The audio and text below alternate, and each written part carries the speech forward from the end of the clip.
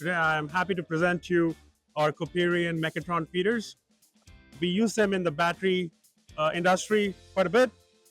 This feeder over here is a single screw feeder.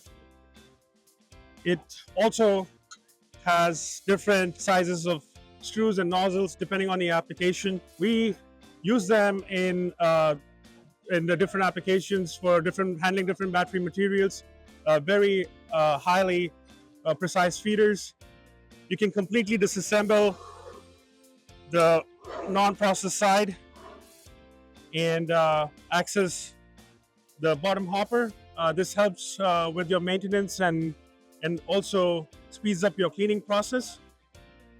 Very robust feeder, so can be used in harsh environments as well.